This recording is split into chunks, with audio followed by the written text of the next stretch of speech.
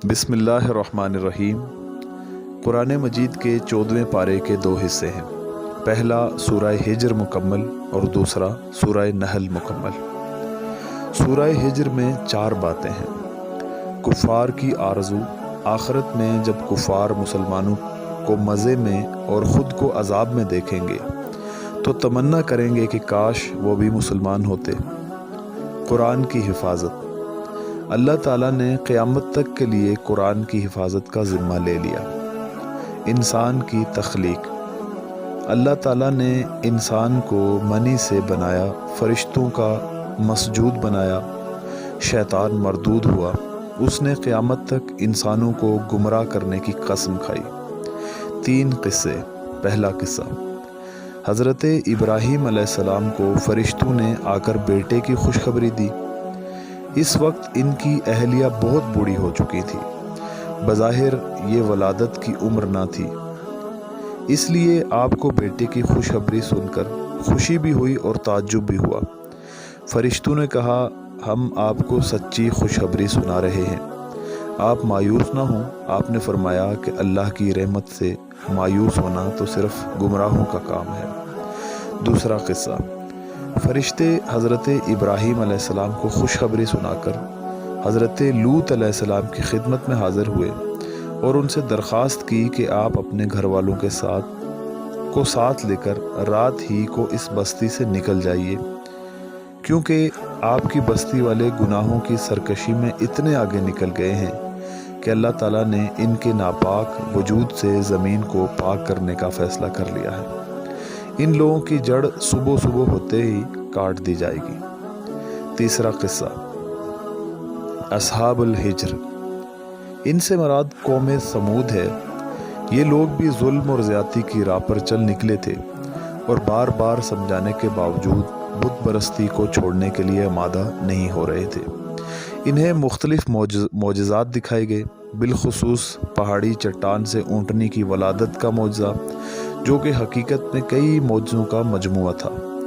ऊँटनी का चट्टान से बरामद होना, निकलते ही इसकी वलादत का करीब होना, इसकी जिसामत का गैर मामूली बड़ा होना, इससे बहुत ज़्यादा दूध का हासिल होना, लेकिन इन बदबख्तों ने इस मोजज़े की कोई कदर न की। बजाय इसके कि वो इसे देखकर ईमान कबूल कर लेते, उन्होंने इस ऊँटनी को हलाक कर दिया। चनाचा वादी हिज्र वाले भी अजाब की लपेट में आ गए। सूरह नहल में 5 बातें बयान की गई हैं। तौहीद, रसालत, शहद की मक्खी, जामे आयत, हज़रत इब्राहीम अलैहिस्सलाम की तारीफ़। तौहीद, अल्लाह ताला ने ज़मीन को फ़र्श और आसमान को छत बनाया, इंसान को नुतफ़े से पैदा किया, चौपाए पैदा किए जिनमें मुख्तलिफ मुनाफे भी हैं और वह अपने मालिक के लिए फ़ख्र और जमाल का बाइस भी होते हैं। घोड़े, खच्चर और गधे पैदा किए जो बार बर्दारी के काम आते हैं और उनमें रौनक और जीनत भी होती है। बारिश वही बरसाता है, फिर इस बारिश से जैतून, खजूर,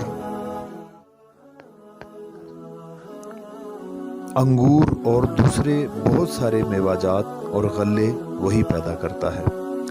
रात और दिन, सूरज और चांद को उसने इंसान की खिदमत में लगा रखा है। दरियाओं से ताज़ा गोश्त और जेवर वही मुहैया करता है। समंदर में जहाज़ और कश्तियाँ उसी के हुक्म से रवां दवा हैं। अगर अल्लाह की नेमतों को शुमार करना चाहें तो शुमार नहीं कर सकते। रिसालत, नबी अलैहिस्सलाम को हुक्म दिया गया है कि आप लोगों को हिकमत और मौइज़तुल हसना के साथ अल्लाह की तरफ बुलाएं और इसकी राह में पेश आने वाले मसाइब पर सब्र करें। नीज़ आपको सब्र करने और तंगदिल न होने की तलकीन की गई। शहद की मक्खी, शहद की मक्खी का निज़ाम बहुत अजीब होता है। यह अल्लाह के हुक्म से पहाड़ों और दरख्तों में अपना छत्ता बनाती है। ये मुख्तलिफ़ किस्म के फलों का रस चूसती है, फिर इनसे अल्लाह ताला शहद निकालते हैं जिसके रंग मुख्तलिफ होते हैं, और इस शहद में अल्लाह ने इंसानों के लिए बीमारियों के लिए शिफा रखी है। जामे आयत, इस सूरत की आयत नंबर 90 में 3 बातों का हुक्म दिया गया है। اور 3 باتوں سے منع کیا گیا ہے۔ عبادات اور معاملات میں عدل، ہر ایک کے ساتھ اچھا سلوک اور قرابت داروں کے ساتھ تعاون کرنے کا حکم دیا گیا ہے۔ منع کردہ کاموں اور ظلم کرنے سے روکا گیا ہے۔ حضرت ابراہیم علیہ السلام کی تعریف۔ حضرت ابراہیم علیہ السلام زندگی بھر